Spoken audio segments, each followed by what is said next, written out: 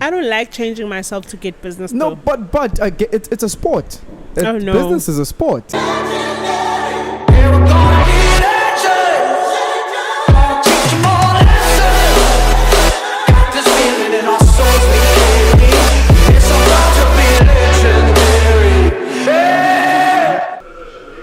Welcome to yet another episode of Vinga Sessions, and this is episode 8 of Vinga Sessions. Yeah, I thought it was 9, but then anyway, I've got a very important guest again today, and I've been looking forward to having you on the podcast. How are you doing, Nothando? I'm fine. How are you guys?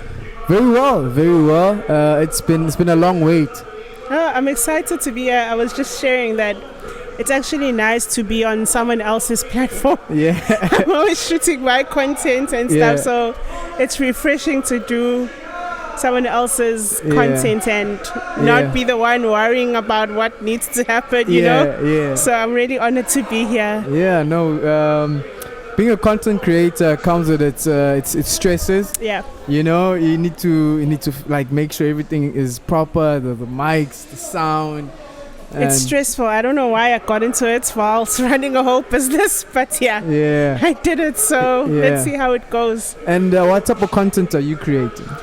So I just recently started a YouTube channel, and I'm basically doing what you also kind of doing, where I have guests on there. But then also, so before when I started with the blog, I had a whole platform where I just wrote digital content. Yeah. So that kind of fizzled out with the business growing. So I thought it would be nice to just take the same content that I was pushing on there to video, you know, because that's what everyone is doing now, and it's the next big thing.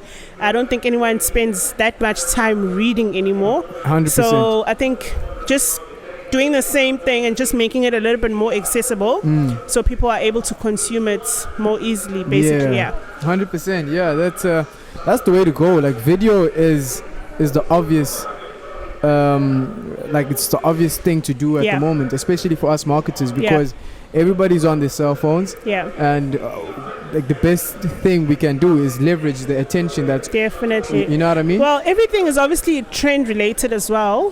Video is quite big now. I don't think I log in on Facebook without watching a whole video that's like 10 minutes or something. I just get consumed by it. So everyone knows that's what you're supposed to be doing. All the platforms are adjusting to that. 100%. We watch videos on Twitter, Instagram. So you can't be advising clients to do video and then you're not doing it. You're not doing it at the same time. And you're just still stuck writing blogs that people don't read. So that's what I'm doing. It's exciting. I'm enjoying it. I think the whole interaction as well, to have people on talking about their own challenges and how they've obviously gotten to where they've gotten. It's interesting. Really interesting. It is. You know, funny that you say that, because I find the same. I feel the same way. Because I get entrepreneurs like yourself on my podcast, and I actually learn a lot from actually having guests and just speaking with them.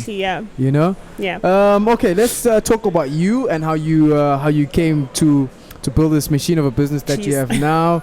And for the guys that are watching at the moment, please don't mind the noise. We are at Cafe Lundi, and it's a great vibe over here. There's a lot of people here who are just watching horse racing and placing bets and just having a great time. So the ambience is electric, so bear with us. And Nothando, tell us, how did you grow up? Have you been an entrepreneur all your life? No, I grew up. So basically, I grew up with my mom and my dad, plus my grandparents. And because my mom was still in school, she got married very young. So because she was still completing her studies, I ended up basically growing up with my grandparents while my mom was at school, and she'd come back every other weekend, you know. So I grew up around my grandma, who was basically in entrepreneurship herself. So I think I picked up a lot of stuff from her. And her resilience in basically juggling a full-time job. And then when she left and retired, she then moved into just doing her full-time entrepreneurship business, which was basically a tuck shop. So I'm guessing when you don't really know what's going on, you kind of pick up all of those things. and you see how everything is going. So I think I learned a lot from her. Yeah. So for me, I don't know where it started, but I've always known that I don't want to work for anyone else. 100%. I always 100%. knew. And I think as you grow up and as you study and you graduate and you go into a workplace, that's when you kind of realize, it's okay, no, this is really not for me. This is not for you, yeah. Yeah, so I think that's the whole journey for how I got into it. It's always been in my blood, I believe.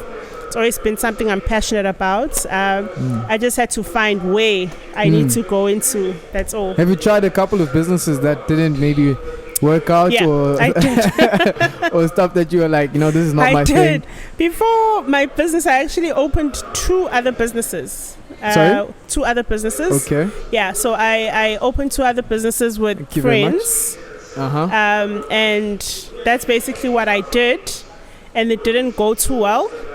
But I didn't want to give up on the whole idea of running a business. So I eventually just took some time off and then I started up again and it worked. But yeah, I did try. I don't talk much about it, but I did. Are you going to tell us what it was? Because it was basically like aligned to what I'm doing now. It was marketing and all of that. Yeah. So it's just that it wasn't in digital because I did study public relations. So it was communications, marketing. It was all in that element. And then when the whole craze of digital came about, then I immersed myself into that and then just combined everything into one and went with that. But it was always been my passion to go into what I did study, which was 100%. PR, but just moving with what the world is obviously doing at the moment. 100%. And what is your agency called? Because you've obviously got an agency. I named it after myself, which sometimes people maybe think it's weird. Yeah, well, it's a bit conceited, I think. I'm kidding. No, it's, sometimes I always try and explain why I did that. I'm so against, like big agencies. Not against it, but I kind of saw a gap in the fact that if you're a small agency with the team that works and is able to manage a certain number of clients, then whoever you are working with, you are able to give that attention to them. Because what happens with big agencies, you find that there's so many of them, and there's maybe like so many of them, but there's a big team, but because they have so many clients, they're not able to give that attention to detail to certain clients. So 100%. they'll probably focus on the big clients who they know are important and bring in the money. And then if you are at the bottom, then you end up not getting that attention, 100%, And I've seen that with so many clients that I've worked with where they've gone from big agencies and then wanting to work with us because they're not getting what they actually thought they would get from those from that agency, 100%. So for me, of naming my business after myself was basically telling my clients that I'll always be there. I'll always be in tune with what is happening in the agency. And that they will be getting a proper tailor-made strategy or content or whatever services that we're giving them. It will have to pass through me and I'll always be a part of it. 100%. And obviously maybe as time goes by and we grow, who knows what it would come about, but I'm still happy with naming it after myself. Because I know why I did that, 100%, It's like the old business model in medicine and in law, where the doctors and the lawyers just build a small business around themselves, and just because the people trust you. Definitely. So it does have a disadvantage, I don't want to lie. But it's always going to be something that I feel people must just know when they come in. They might not always meet me, but at some point I will be in tune with whatever's happening with their account. I always know. Which is very important. It's important that we, or anybody, that if you're in business, you need to understand, especially in B2B, you need to understand what exactly your client needs, the space they're operating in, the industry, their trends, the target market, how things work, because every market has its own specifics that are just specific to that market, True, very true. And I don't know, like there's just so much that I feel you get from a smaller agency that you might not get at a bigger agency, that is tailor-made for your brand. And for me, that's what I do. Everything that sometimes I try and I feed off work to my staff, but I'm such a control freak, and obviously when you come and you meet with me and I bring back the brief in the office, I already have my own ideas and my own strategy that I want to implement, and then obviously we then sit down and then we do like a whole brainstorming session, and then we'll see what ideas come from. But I want it to be something that is directed from what I feel would probably work the best way. And obviously if I'm the brain of the company, then I think that's so important. Unlike running an agency, starting it and then just leaving it for whoever has come in to work, you know. So I definitely want to continue with that culture. That's the culture people need to understand that they're getting from my agency, basically. Nice. Yeah. The next question, not now though, question that I have in mind that I want to ask you later on the podcast is, what type of a leader are you? Because I'm kind of interested in what type of leader are you. Okay. And now what I want to ask you is what do you specialize in digital marketing? You know, is it SEO? Is it Facebook advertising? What's your niche? Right now, we are really focusing on more content creation. So from strategy, that's what we do, from strategy to content creation to managing the pages. So it depends on how much obviously we get from what the client wants from us. Yeah. So majority of it right now is definitely content creation, and then obviously we do online ads, social media ads more specifically. Yeah. But it's definitely content creation and managing their pages, making sure that they're getting the engagement that they need. Nice. But yeah, that's definitely our niche more than anything. Strategy, content creation, and management. And how is it going? It's exciting. Exciting, It eh? is. Yeah, I know. It's quite exciting because the whole process from getting a brief. I remember there's a client that we've worked with for almost 2 years now, and when they came to us, it was a new concept. So they had no brand identity, nothing, because it was a new project that they were launching. And we have a huge following on social media now, that we've grown from zero, from no one knowing the brand, no one knowing anything about it. Yeah. And it gets huge engagement and all of those things. So when you look at that whole process that you've gone through, from creating brand identity, managing, creating new content, researching, posting, driving engagements, seeing the page grow, running ads, running the ads, and just seeing the whole engagement that you get from people. It's exciting. It's really, really exciting. So it's something that I love doing. It's something that I love doing as well, especially sitting down and creating those ideas. You know, when you come to me and you say you want a good following or a content page that will talk to your clients, and we sit down and we brainstorm the ideas, go through creating content through with the photography, or like doing all of those things. It's exciting. It's something that I enjoy doing. It is. And I must say, I was just thinking about this. In fact, I think about this all the time. I love creating stuff as well. You know, I love the creative part of digital marketing. I was just thinking to myself, because I don't really have a big agency at the moment. I've just got a small team. I've got it's myself, my video specialist, and my graphic designer. Okay. So it's still small. So a lot of admin stuff still has to be done by myself. Right. And I was just thinking to myself the other day that, I don't like doing this. I like doing. I like creating the ads, because I'm very creative and designing stuff, editing videos, editing my podcast. I enjoy a lot of that stuff. Okay. And and good stuff stems out of my creativity. Yeah, I think you can't remove yourself from it. You can't. I try removing myself, so at least now I have someone who does admin and I don't have to take care of admin. But sometimes I do websites when I have someone that can do that, but I still do it, especially when a client comes in and I like what the project comes with and I want to be the one who designs and finishes the whole project. Then I take it. I design some of our documents. Yet we have a designer at the office. So it's something that I don't think you can separate yourself from, especially if you enjoy it and that's what you're passionate about. So enjoy it while it lasts. Actually, I think so. But do you think that being so hands-on might just affect, like, it could affect, let's say, because maybe the designers, we're not designers, right? That's why we hire them to do a better job than us. Do you think that maybe by us actually putting our hand into the project, sometimes we might just hamper with the end result a little bit?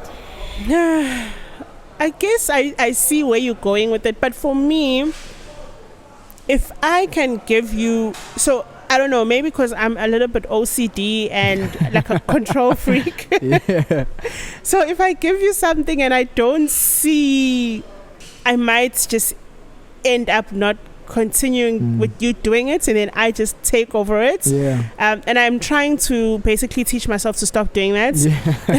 I don't think that's like a good thing, especially if you have a team, because it's like you're conveying a certain message to them, you know, as 100%. If they failed and all of that, but it's not really the case. It's just me.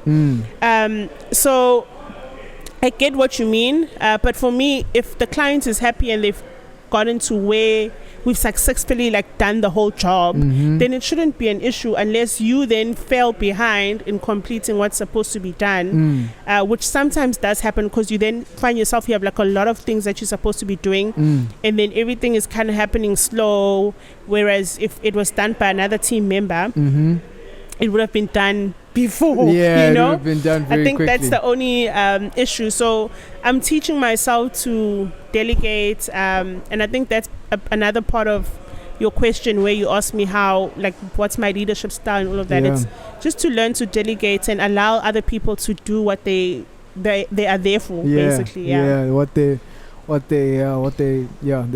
them for. What they basically specialize in. Right? And because I had a guest, I think it was my second guest, my second episode. His name is Terry. He's got an IT company, so they develop apps and websites. Okay. And I was asking him the same question, like, what's his leadership? Leadership. Leadership.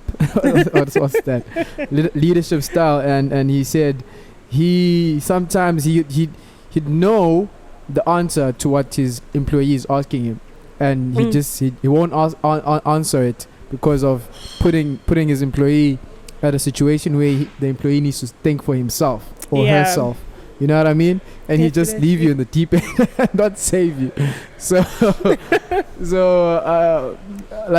how do you motivate and maybe force your employees to think for themselves, or grow? Maybe grow is a better word, not force. Yeah, to grow. So I've started doing, so we had a pitch that we were actually submitting today, and when we do have those, I bring it to the office and I say, this is 1, 2, and 3. This is what they require. And I give it to my content creator, who's basically under me, because then we have a design and an admin person. So I give it to her and I say, so I don't explain anything. I don't give her my ideas, which I already have. I don't direct her as to this is how you must lay it out and all of that. I just give it to her and I say, this is what they basically require us to present to them. This is what the strategy entails. And then I give it to her to basically go do the research about the brand. And basically start the whole presentation. And then I take it. And then I look at it. And then I give feedback. So by the time it's at the final stages of it, I'm just putting it together and editing what she has done. Oh, yes. You know? Yes. In making sure that she comes up with the idea. So I can adjust the ideas here and there. But usually when I'm adjusting, I'm not adjusting like the first pages that she's put together, because she would have done that, and then I'm just adjusting like the ideas because I want to add some of my own maybe execution of this idea she might have presented. She might not have actually thought about it in the way that I think it would be able to roll out. So I adjust those things, but I do that in order for her to.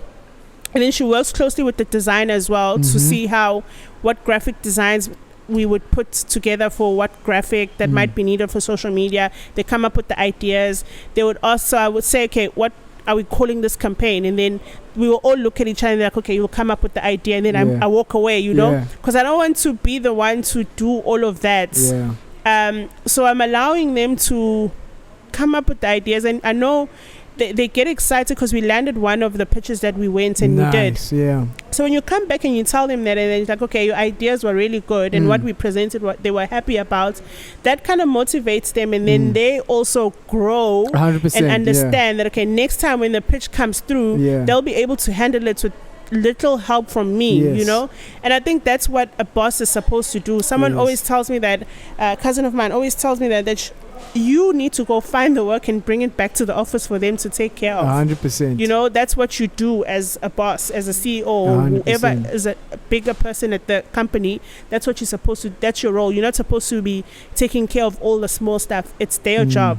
So I'm teaching myself to do that, but I then put my foot in it when it comes to ideas, because I also have my you can't just like sit I feel back. like I need to add those and like, okay, this is what I have in mind, and then I just critique, because sometimes people won't think like you do, or maybe they won't think like you do based on experience. So I might have experience in saying, okay, a competition won't be able to run like this, so it needs to be adjusted in A, B, and C. I like the idea, but execution won't work like this, so let's adjust it here. So that's basically what I end up doing, instead of just scrapping the whole thing and starting all over again, because sometimes I used to do that. I used to do that where I'd be like, okay, I don't like any of it, and then I don't give feedback. I just started all over again, and then I go and I submit it. So I've stopped doing that. Thank you very much, Kira. Just so they can grow and know how to do things on their own. Because you'll never know when I won't be there and something has to be submitted in 2 days, you know. So it's best for them to just know how to handle everything. 100%. Yeah. Would you be comfortable talking about some of your maybe execution styles or strategies? Because I heard you talking about competitions. And I'm interested. In actually finding out how you actually run your competitions. And objectives, most of the time it's like for gaining followership, right? It depends on what the objectives are. Obviously, if you're okay with talking about it, like I can touch base on some of the stuff. So it always depends, and I think I think the nice thing about my clientele is that I have different experience. So I'll talk about one when they had Global Citizen here. So we work with Johnson & Johnson Global Health as one of our clients. So they had to run a competition to give away tickets to Global Citizen, right? So that was a new experience for us, based on the fact that Johnson & Johnson has to send everything to legal. Sorry? They have to send everything to the legal department. Oh, smokes. You know, so when you think you know how to run a competition online, you actually don't know until legal has to like critique everything. Like, okay, we can't do this. We have to make sure we cover ourselves in all of that, because now you have to think about the fact that if you win the competition, people must, especially because young kids are going to enter and all of that, they must not think it includes flights. So the way you communicate everything, it has to be important. So when we did that, there was a long process. So firstly, they gave us a go ahead for the competition, only a few days left. What? Wait, only a few days left until the event of the Global Citizen? The event. Oh, that's crazy. So now we're rushing to obviously think about the whole mechanic of how they're going to win. And I don't remember how we ended up doing it, but we had to think of the mechanic in a few days and then send it to legal to check. For authorization. To say, okay, it's fine. And then once they give us the go ahead, we then need to design artwork. And then push the competition. Of which I felt, fine, we did it and someone won, but I felt they didn't give the audience time. Yes, I agree. You know? I agree. To enter and for us to actually maximize growing our followership, because I feel like one of the objectives was definitely, okay, fine, we're giving away tickets, but this would be a great way to grow our audience as well, because it's a huge competition. Everyone's talking about going to Global Citizen, so they didn't give us time to do all of those things in the right way, and for us to basically say, okay, the competition was done successfully, fine, people won, but it wasn't done successfully in terms of me thinking about the brand, because I need to think about the brand 100%. and how we can maximize this competition that has so huge when we can grow, you know, the audience by just running it. But it ended up happening and they won. We had no issues, but it's just like a whole lot of things with those type of clients. And then when you look at our smaller clients, it's much more easier. Sometimes you will run a competition without having to even consult a client too much. We'll come up with the idea, they'll approve the artwork, and then we'll run with. But when it comes to objectives, it's you just look at certain things. Is it brand awareness? Is it trying to grow the page? And then from the objectives, that's then what's going to basically talk about how you're gonna run the competition, so your mechanic is influenced by your objectives. That's 100%. What I always say. 100%. And then you also have to obviously think about all the rules the platforms now have when it comes to competitions, because you can't they don't want you tagging a lot of people in the comments. Some people say you can't share when it's blah blah blah. Like, it's like a whole lot of things that you need to look at to make sure that you cover yourself, because if you post the competition and then it gets flagged, then they take it off. You know, so it becomes a whole wasted activity on your side, and then you have to readjust everything. But for me, I like competitions if they have a certain objective that you feel will work for you. But sometimes I just avoid them because I see that there's no need for it, you 100%. know? And when, like, obviously when you run a competition, you need it is a competition, you know, but like there's one that that we ran, and it was to grow the followership of a page. And I noticed that you need to actually give a good prize. Sometimes a client might just not have anything like anything attractive or anything that's nice to offer, you know what I mean, as a prize. And I think prizes are really, really important in the whole scheme of things. And another thing that I was actually thinking while you were talking is that I'm not sure, I could be wrong, but I'm getting the sense that you are more of a brand builder. You know, you it's like you focus on brand building and all of that stuff. That's basically our tagline. We build brands online, because I enjoy taking a brand from designing their brand identity, redesigning brand identity. Because for me, when I design, I don't just say, okay, what do you do? And then you say you're in media, and then, okay, let me go and design a logo that talks media, you know.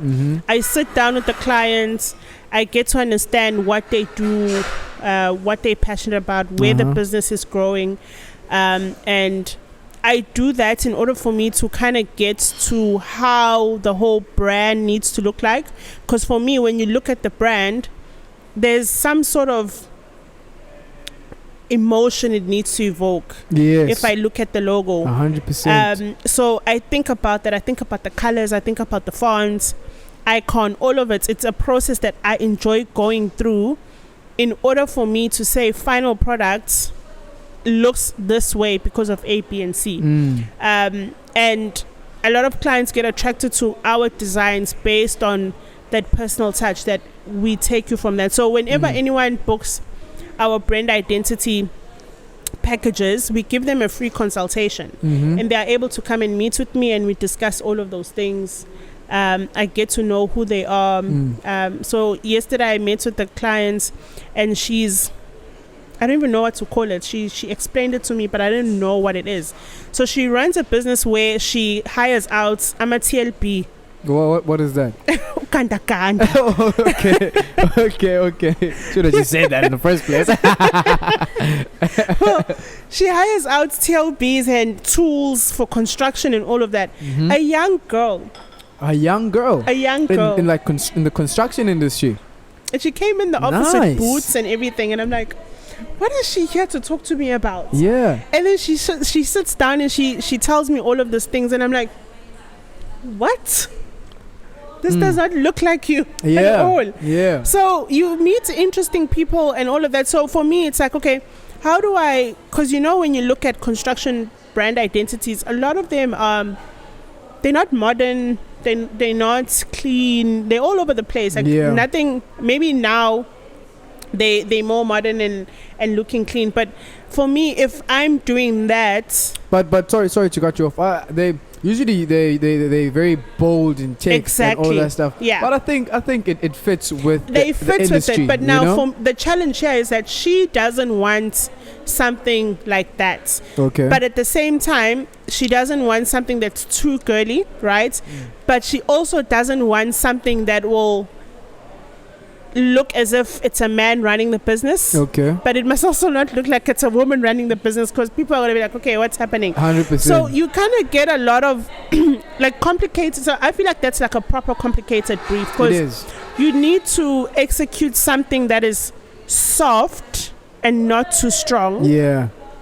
Something that's very neutral. Yeah, that doesn't have feminine colors. So she doesn't want your pink and all of that, where usually people come and say, I want pink and gold and all of those things. Glitter. And all of those things. So it's a nice challenge, and then you then have to look what other brands in the same industry look like, and then give her own identity. Give her own identity and the market that she presents, because she's not doing.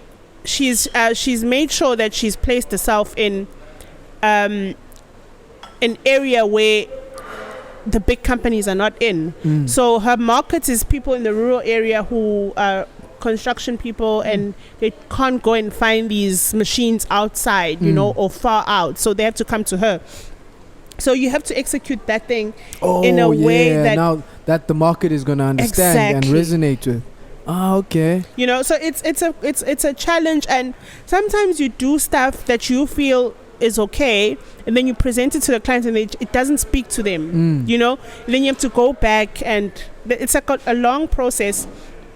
And for her, she wants to do all of that and then go trade markets. So she means business, and she wants to create a brand that will also stand out like the other big brands, and grow in the industry, and know, and people must know her brand.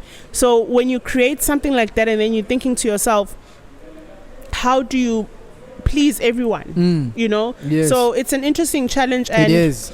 I would love to be in your shoes. It's very, very interesting. So I love doing that. That's the process that I enjoy, and I love seeing. So when we did the brand identity for the project with Johnson & Johnson, and you're sitting there and you're seeing the whole, so we did materials and the logos, and they went to the AIDS conference in Amsterdam, and you're seeing your work like placed in all of these big billboards and all of that, and you're like, okay, that's really nice. So for me, creating a brand identity might seem like a small job compared to the other big jobs that we do, but they are quite significant, because when you hand over the brand to them, the whole brand identity, they're going out there to sell themselves, and who knows what work they're going to attract, who knows how big their brand is going to look like. And it's your work, it's your ideas, it's your execution, it's your strategy, and it's sitting there and you marveling at it, So I enjoy doing that. I really, really do. A question I have now is how far do you take it? Do you just like sell that brand identity, like, okay, I've created this logo, slogan, created the whole brand basically, and you just give it to the client? Does it end there, or do you take it like further, where you like maybe sell a campaign rather than just it depends. Some clients are open to going forward with stuff. Some people just come for that and they go. So it all depends. Some people, I know there's a lady that I worked with, and we did her website, and she was so happy. But she came to me based on the fact that the guy she was working with to do her brand identity, which I loved, I had no critique for it. he just was not going to execute her website the way that I executed it, because he's a guy and he might not be able to understand the style that she wants and all that. So she said, I'm coming to you because of that. And she wouldn't give me graphic design work because her designer is perfect for her, you know. So I wouldn't then say, oh, let's do this, you know, maybe I can take your graphic stuff and I can do it. I wouldn't take that away from her, especially because I don't have any issues with what her designer is doing, you know.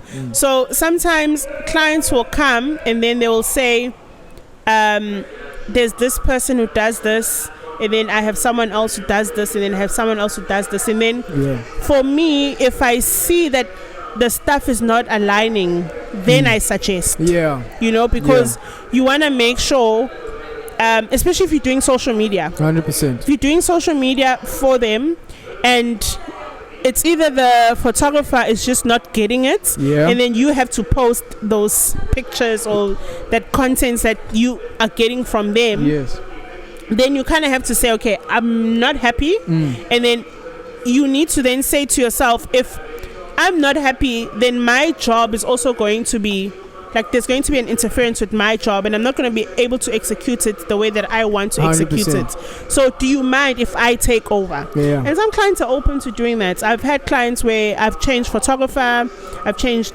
the whole team for them. But then now changing and like taking that responsibility of actually creating content now adds on to the invoice. You know, and some clients are very they don't like actually paying. Nobody likes paying. I don't like paying. I don't like paying my supplies. You know what I'm saying? So no one likes paying. It's crazy because now you end up having to actually maybe do another pitch. You know what I'm saying? It's all part of the game, because someone will come for a brand identity, then you say, okay, you might need a website. Do you mind if we do a website for you? But everything for me, I feel, goes to the next level if the client is open to it and 100%. They have a budget for it. Some people, they don't see the need or they don't have the budget for it. Some people come back at a later stage and say, okay, I'm ready for step number 2. 100%. Let's move with it, you know. But I'm fine with clients that just come once off and they move forward. I'm fine with that. I'm fine with clients that come at a later stage. I'm fine with clients that stay behind, you know, and we go the extra mile. I'd love to work with people that I just handle their whole brand. You know, I'd love to do that. But with small businesses especially, it becomes quite tough, unfortunately, because they don't have the money. So you have to do what you have to do in order to get as much as you can, because sometimes you are so passionate about creating the brand identity and you just see it moving away from you, like, oh my god, I hope she does, what is she supposed to do with this, you know? So you can't. I think sometimes you get emotional and you shouldn't get emotional. You get attached to you get creation. Attached and it becomes your baby and like, oh my god, you shouldn't actually be doing that. So so just let it go. But so I've taught myself to do that, and some people, they're quite happy and they come back and we work again. And you find that after a few years you have like a whole portfolio with the same brand, and it's nice to do that. So just let's talk about some content now. Like, you know, when I went for that, for the people that actually, nobody actually knows us, the guys that are watching don't know how we met. Do you remember seeing me at the conference at Zimbabwe? I was so nervous. You serious? But you did well though.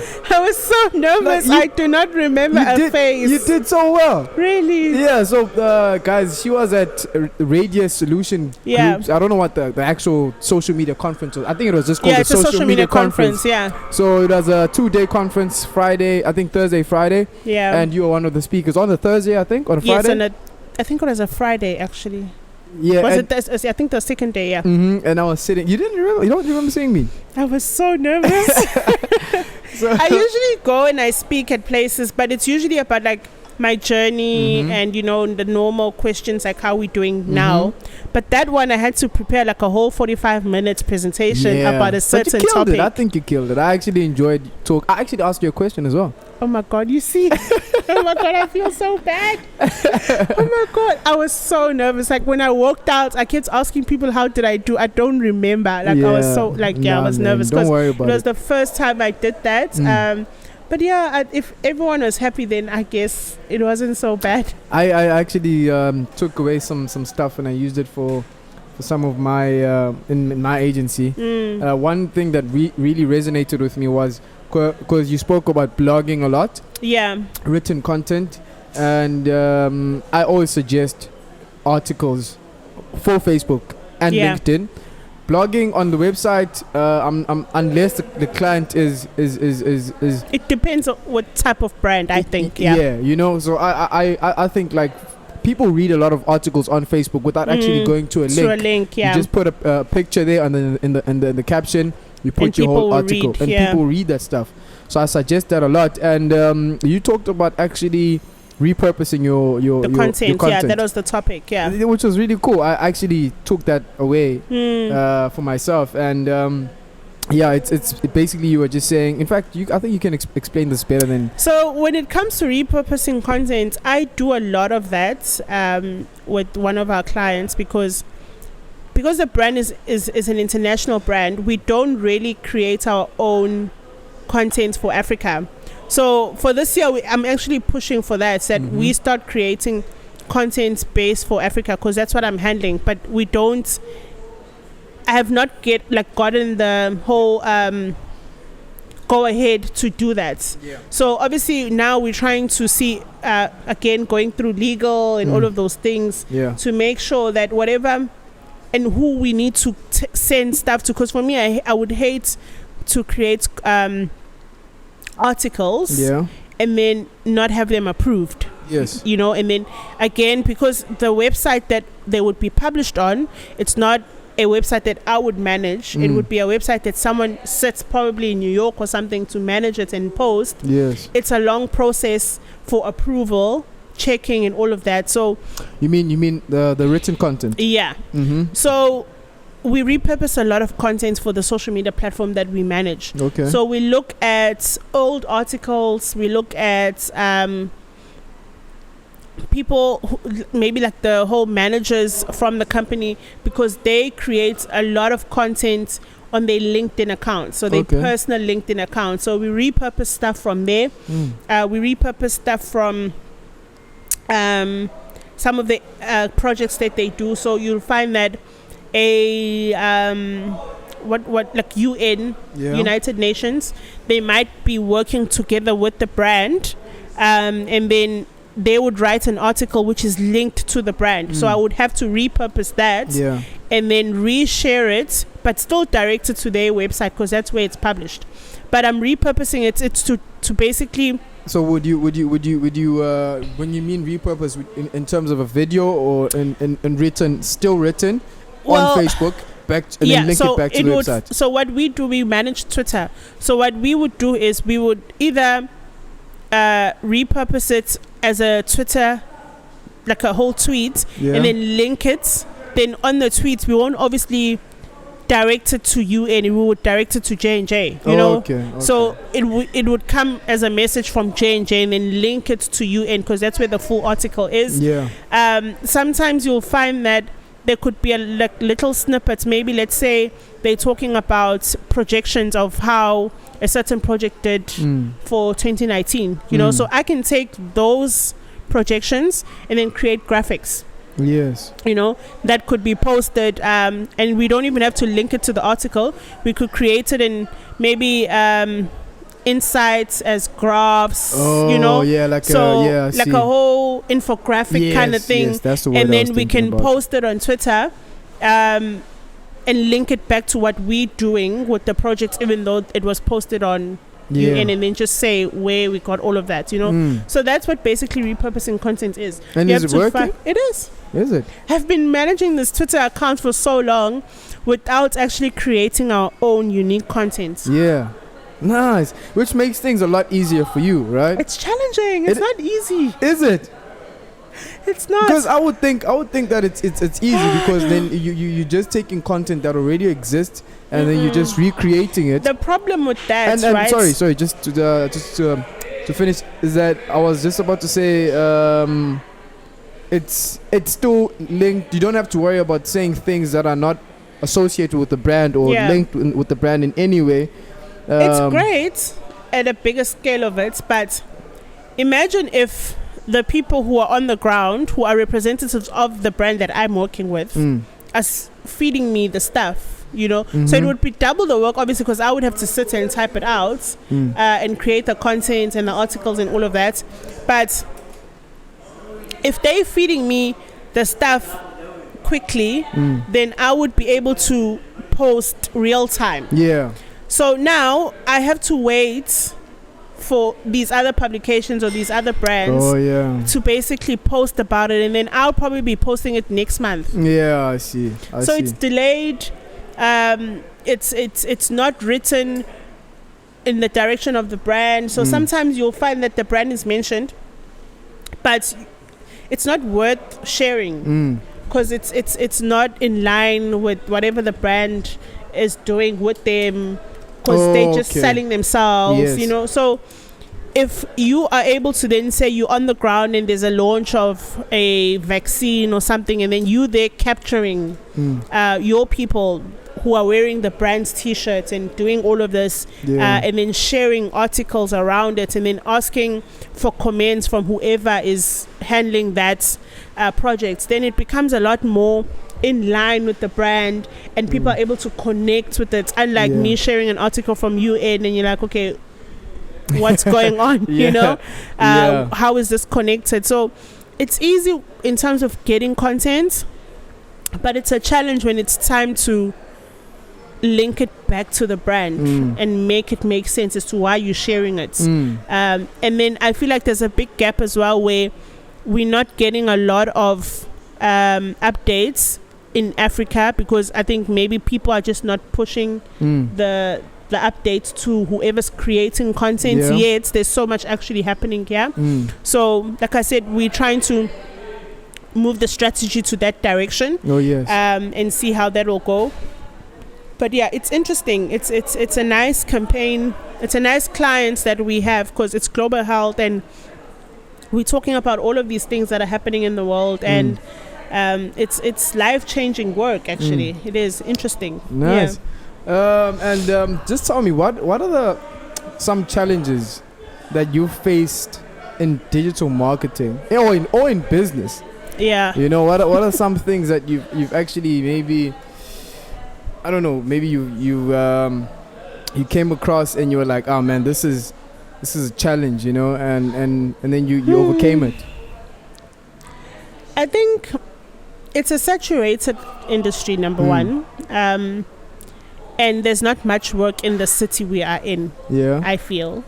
Or if there is work, then it's obviously going to be directed to the big agencies that are already well known, 100%. That I feel are not doing that much in executing the work as they should be. I feel the same way. Yeah, so unfortunately a lot of agencies will get work based on the history they have, and obviously the experience that they have, but they're not executing it the way that they should be. So it's all of that. It's a challenge of finding the clients that would want to work with you. It's a challenge of, because now you're trying to build a solid portfolio that you'll be able to sell to people and get more work, the right clients actually, because what happens is you get the small clients, but they're not going to sustain you to where you need to be sustained, you know. 100%. So you need good cash flow. So there's just a lot of challenges. I feel like there could be like a whole long list. I had challenges with hiring people, because obviously people are going to take advantage of the fact that you're black, you're a girl, you're young. Who are you? You know, so it's all of those things. You just get burnt here and there with clients. Some clients just want to be rude. You know what I think? I think it actually makes things a lot interesting. I think it makes things like not interesting, but for me, I like challenges. You know, I like proving myself. I like actually like say like you said, we now that sometimes when you grow in business, you start meeting different people, and it forces you to actually now speak a different way. Now you need to learn how to speak that certain way. You know what I mean? Yeah. So that you can actually get business. You know, you need to now. It's like I don't like changing myself to get business. No, but I get it's a sport. Oh, no. Business is a sport. You know what I mean? So it's like you need to work harder to improve your skill of being a business person. Yeah. You know what I'm saying? So whether it's negotiating, you need to learn how to do it that way. Yeah. You need to go and say, okay, I need to now learn how to be a better negotiator. I need to be more assertive and firm in my business deals. You know what I mean? Yeah. It's fun to actually improve yourself and thinking, oh man, this other agency is beating me. They think I'm a girl. I'm gonna show them. You know what I mean? I'm gonna show them how I'm much better. I feel like we already deal with so many challenges. Why are we dealing with those challenges? You know? Yeah. It's yeah. There's just a lot of stuff that you see on an everyday business. Yeah. Like a regular business day, you see a lot of things. You deal with chasing invoices and payments, and people don't want to pay you. I know, it's just the worst. Oh my God. But yeah, it's just all of those things that I feel we need to end up not facing, you know, like we need to get, like we shouldn't be, if you come to me for business, I shouldn't now have to chase for payments. 100%. You know, like we need to stop doing that, especially if you're also running a business. Yes. You should understand what that is. So why are you doing it to the next person? Exactly. But yeah, it's, I guess you just grow. Yes. It's there for you to grow, to learn how to navigate the whole business world, because it's not obviously going to be all roses. It's not, yeah. Yeah, so I think you have to have tough skin as well. Otherwise, you will crumble. Yeah, I agree. Some clients will just like be in your face and spitting in your face, and you're like, okay, you just have to be strong. Yes. Because tomorrow you have to wake up and come to the office, especially if you're the boss. Yes. And you can't like, because sometimes clients will actually not do that to you, and then they do it to your staff, and then you have to then make sure that no one gets treated in that way, because people will end up not wanting to work for you because you're dealing with rude clients, and then you just keep quiet and you don't say anything. So you have to find a way of navigating all the challenges. 100%. I agree with you. And loving those challenges, you know, loving failure. You know, it's basically like what you find in every self-help book. Definitely. Fail as much as you can, blah blah blah, which is kind of cliche now. But anyway, it's true though. No, it's definitely true. You know? So another question that I want to ask you, in fact, I've got two questions. I like telling you my questions before I ask them so that I don't forget them.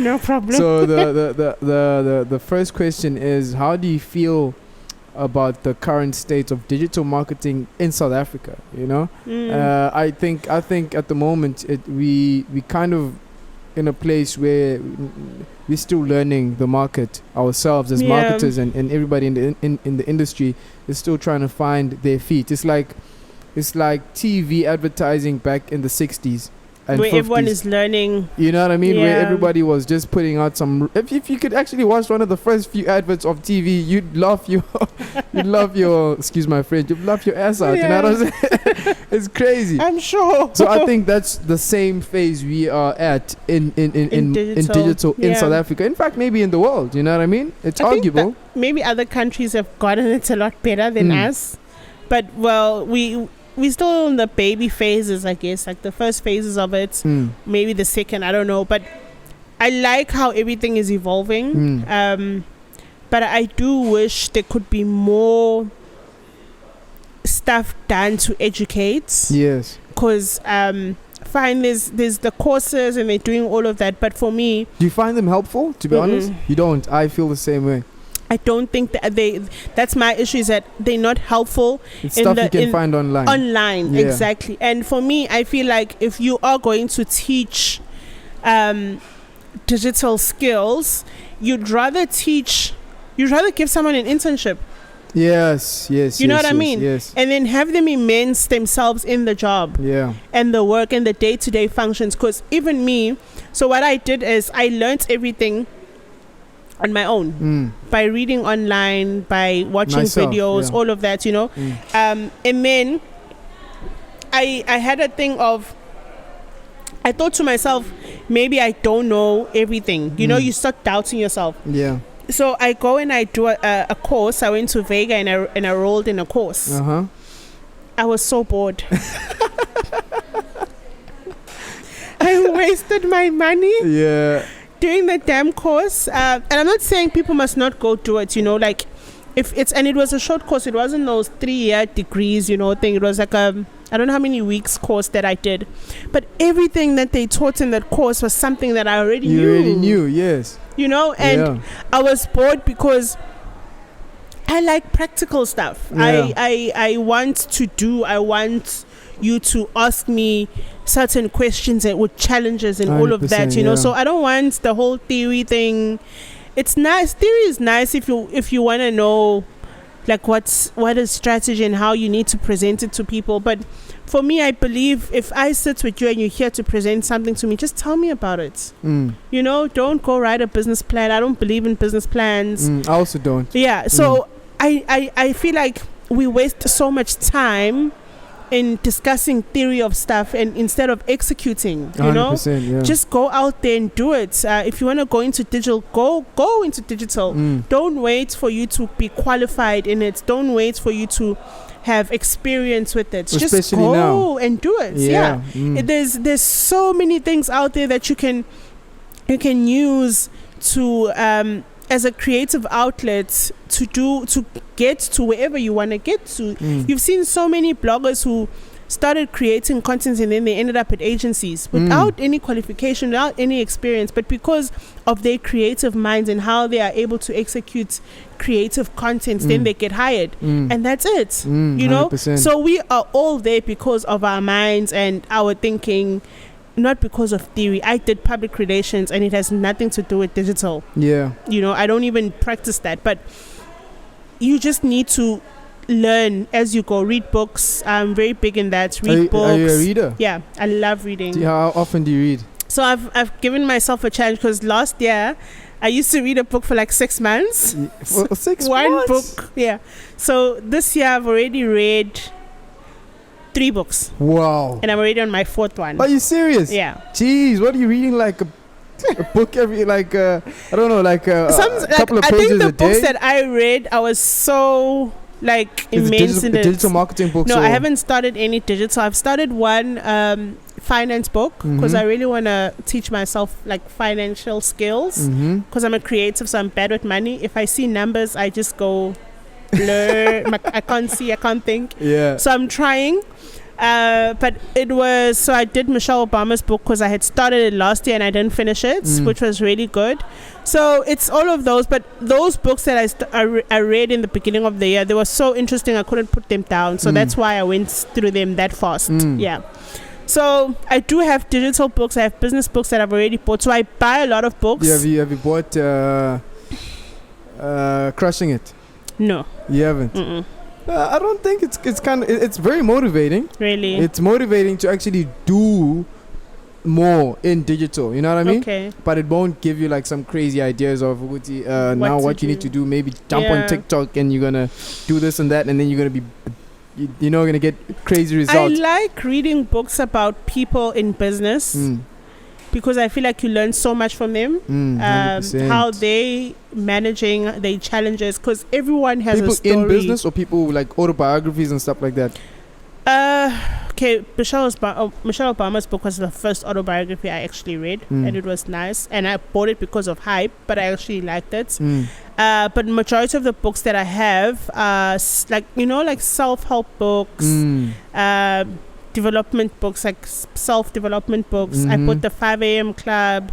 So it's all of those type of books that I have. No, I have Robert Kiyosaki's Rich Dad Poor Dad. I want to buy that one.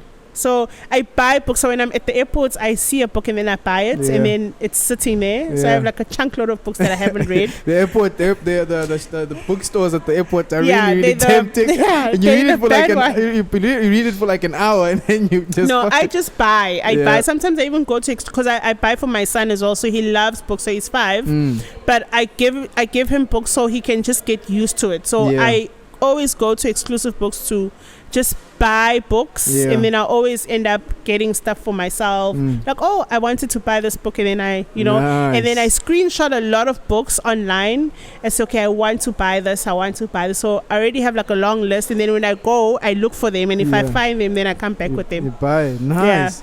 So I love books. It's a nice habit. Yeah, it's a nice habit. So, and the worst part is because I'm such a reader, I read on my Kindle, and then I have a book that I'm reading. So so maybe that's how I'm getting through books so much. That's nice. My perspective at the moment about reading is that I really don't have time to read, and I don't mean that. I don't mean that in a very negative way. No, that's true. Where I'm demeaning books. Books are. I used to love reading as well. I've read a couple of books. The best book I've read was Mike Tyson's. I don't know what it was. An autobiography. Is it when the person is dead or still alive? I think you can write an autobiography. You can. Autobiography, you still, and then a biography, the guy's dead. I don't know. There's exactly. Now there's like 2 things. I didn't even know there were 2 things. But whatever it is, I think an autobiography is the guy still alive. Biography is the guy is dead. Oh, okay. So anyway, autobiography of Mike Tyson. So I read that and it was really interesting. Yeah, I think they're really, really interesting and I like how they go from the upbringing to getting into the industry, so that's why I think I enjoyed Michelle Obama's book as well, because she went from how she was raised, she went into studying all the challenges in college as a black woman, how they met with Obama, getting married, the White House, how they lived and all of that up until they left. So for me that was really nice, and I even said that it's so good because even if you're not interested in politics, you actually pick up a lot of stuff that you learn about US politics. Like, oh, okay, this is what happens, this is how they think, this is how everything just and the fact that she even so I like love stories, so their love story was also very beautiful. I enjoyed reading that. I enjoyed how she supported her family and supported him. It's all of those things that you just pick up, and if you are able to then relate to it, then it's even better. So I think you enjoy when someone is telling their story, because especially with Michelle Obama, where are you going to hear those stories? Never. Exactly. You never gonna, nobody's going to tell. Don't know what's happening in her life. Michelle Obama. Exactly. You don't have cameras in front of her. I wouldn't go read a Kim Kardashian book, honestly. There's no value there. I already know everything about her, unless she's going to talk about business, of which at the same time I'm still not sure what I'm going to learn from her. Exactly. But maybe I might pick up some few things. But I'd read her mom's book. If Kris Jenner does a book, I'd definitely read that. But yeah, I think when people take you into their personal lives and you're interested, then you definitely enjoy it. 100%. So I'm really, really interesting. I'm saying... what am I saying? I'm saying I am really interested in talking to you, and I've got so many questions that I couldn't even actually speak a moment ago, because I've got so many things. I feel like I talk too much though. So. No, you don't talk too much. I'm actually enjoying what you're saying. But then I've got so many things I want to ask you. You're such I can answer your question of my leadership style. So I have an all girls office. That's the first thing. So I'm biased, unfortunately. I'm a true feminist, and I'm all about women empowerment. I'm very laid back, which is quite weird because everyone who knows me, my friends, my family, I'm quite out there. I'm bossy. I'm all of that. I'm loud. I am OCD, and I want things to be done my way, and I argue if you want to argue with me. Like, I'm that type of person. But at the office, I've learned to be a different person based on my experience that I had with previous bosses. you do not want to build an environment that people don't like coming into. 100%. You know? 100%. So that is the one thing I've told myself, is that my office needs to be an environment that the girls enjoy coming into. I stay in my corner, they stay in their corners, and they just work. And I have a whole, I'm all about systems. So I build a system where we will all be able to work in communicating and in doing all of those things. And everyone knows their duties. So if I hand over an account and it has nothing to do with me anymore, I don't need to keep poking and asking, is this done? What's happening? She just takes care of it. So there's an account that one of the girls handles, and she just goes with it. And the client is happy every time I hear feedback. There's just that whole trust thing that I have decided to put on my team, because I've hired them for that. And then if someone does need guidance, then I'm there, and I'm happy to then say, this is how you can do it. So they're not scared to ask me questions, and I'm not scared to also say, this is how you're supposed to do it, you know. And I think it's I'm trying to build their confidence as well, to make sure that when I'm not around, they are able to take care of clients. They know how to answer certain questions that might come up from clients, and if they're not sure, they'll obviously quickly text me, and I'll be able to respond. But I can go through the day without being there. I went to Cape Town last week and I was not there for a few days, and they manage, you know. And I feel like that's so important. But at the same time, I don't want to be a mean boss, because I know what a mean boss is, and I didn't like it, and I ended up not wanting to go to work. So I think the most important thing is that I don't want to create a toxic environment for them. 100%. For anyone who walks into the office, I don't want to create that. 100%. Because then they might like working for me, but then they'll end up not wanting to work for me because I'm a toxic person. 100%. And it's like, oh, okay, 100%. That's a whole bad thing, and I want to leave, even though I like the position I'm in, but I want to leave, you know? So that's who I am. I'm very laid back, and I think people who know me at home would be shocked. Yes. Because at home you're a different animal. Right? Come on. I'm the boss. You're the dragon. I need to be the boss. So you spit fire at home. It is what it is. Nice. Not man. in a toxic way though, but that's just who I am. Yeah. And then before we wrap up, I think our producer just told me that we need to wrap it up. We've spoken up too much. Where do you see the future of digital marketing?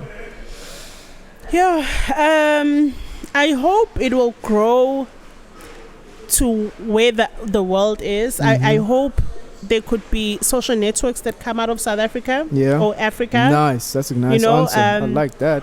I hope that would be the case, because what I see, I'm not saying you can't maximize marketing on the platforms that we have now, but I feel like you can't really connect with Africa on the platforms that you have now. And I think with Twitter it's a lot better, because like there's a whole community and you just follow those people, and then you are in tune because of hashtags and all of that with Twitter. I think that's like a better way. I don't understand Twitter. Really? Yeah. Oh, wow.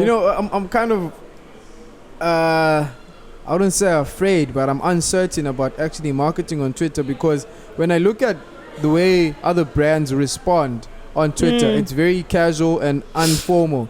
I prefer being on Twitter, me personally, as a personal person, like as my personal brand. I prefer that than having my business on Twitter. So I do have a Twitter account, but I'm not as active. I'd rather be active as me.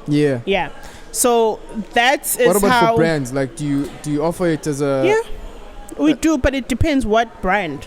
And then when you say, because Twitter is a very, it's a different platform. It is. It's very different. And then because now you need to actually, you like I said, when you see Nando's You know what? That's that's the latest strategy with all of them. Is that if you want to connect with someone, or you want to connect with your audience, you have to be casual. 100%. It must not sound like I'm speaking to a robot. Yes. On Twitter. Yes. So if you want to get the feedback or the hype around your brand, you need to be that. That's like literally the recent trend everyone is taking with their marketing strategy, and it works. It really works, because at the end of the day, you're not following Nando's to see what special they have. You're not following Nando's for them to basically encourage you to go buy the chicken. You're gonna go buy the chicken if you want it. 100%. So it's all of those things. So you have to find a different way of basically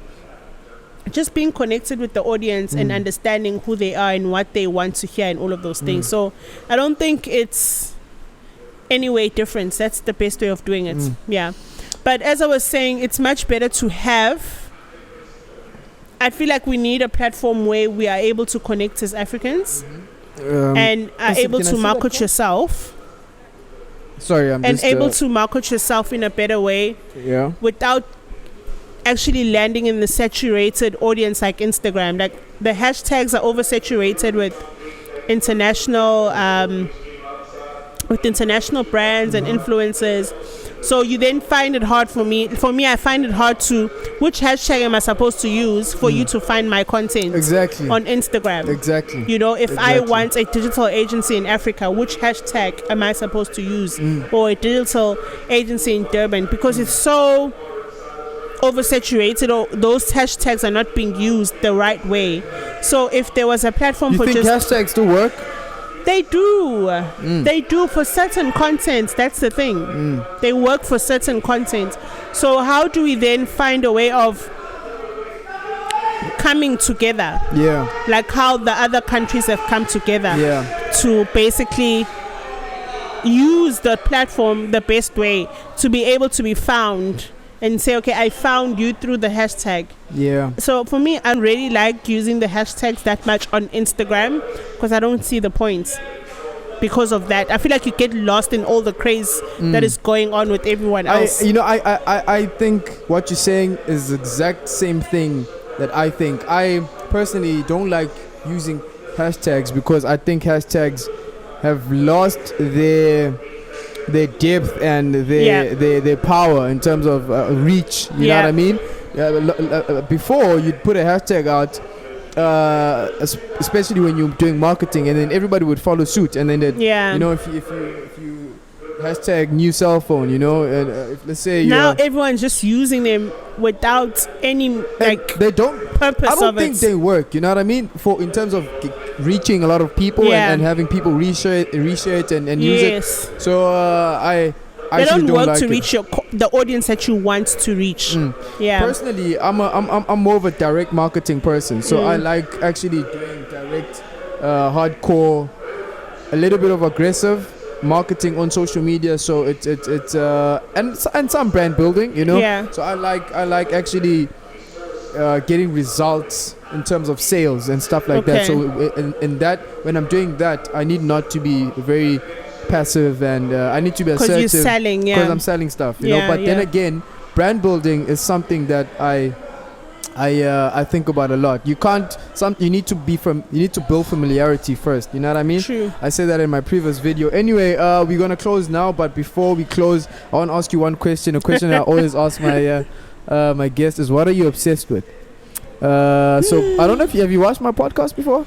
No, I haven't had time. You haven't. It's okay. So by that, what I mean is, what's something that has caught your interest currently? It could be reading. It could be blogging. We didn't talk about blogging, but anyway. Yeah. It could be just reading, jogging, training, watching movies. What's something that has caught your interest? I have a few things for the past, say, week, month. You know. Okay. So because it's still the new year. I'm training. Yeah. I started training last year actually. Yeah. And I've just started enjoying it more now. So I'm obsessed with that. Nice. I'm obsessed with reading. So I'm actually reading more than watching. So maybe that's why I haven't listen to your podcast. Ah, that's cool. So I'm reading more than watching and listening because I've cut out TV in my whole thing. I don't watch TV anymore. I don't even have a TV set. Yeah, I have a TV because I have a son. So. Oh yes, yeah. Well, you have to. Yeah. So I don't watch TV. I don't know what's going on TV. I have Netflix, but I don't watch Netflix that much. So exercising, reading, and then I am basically obsessed with re-strategizing my personal brand at the moment and the business, because I can't separate myself from it, but I am trying to build more of my personal brand as a creative entrepreneur, going more into speaking and doing this type of content, and also obviously pushing my own content as well. So I'm relaunching my blog, which will then basically sorry. I need to basically find a way of putting out content that I like talking about on the blog, and then also continuing with my YouTube channel. So that's basically what I'm obsessed about. Nice. I like that you talked about building your personal brand. That's something that I've been trying to do, and maybe you've noticed this. I've been kind of doing it on my business page, but which is wrong, and I'm going to stop doing that. You have to separate it. So that's what I've also done. I've separated myself, and with the business, they'll be seeing less of me and more of team. Yeah. And then on my personal page, you'll be seeing more of what I get up to, stuff like this, where I meet people. So just basically building the connections around who I am and what I do, because at times I wasn't doing that. I would do stuff and then I wouldn't share. So I'm more of that person, so basically just building my personal brand and what I do, sharing the same insights that I was sharing on the other side and bringing them on the personal page. Nice. And obviously the YouTube channel. Okay. People gotta follow you on your socials. Just tell everywhere. people just search me Nothando Tembe and then you'll find me. Are you not related to what's that Tembe guy? That politician guy? Moses Tembe. We're not related by blood, but family knows each other. Okay.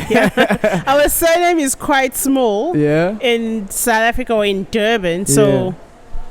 Okay. I thought it was probably your uncle or father. That's why I introduced you to your uncle, so I can I'll introduce. That's why I called you here, so you can, you know what I mean. Anyway, I'm just kidding. All right. So people can find you on Nothando Tembe on all socials.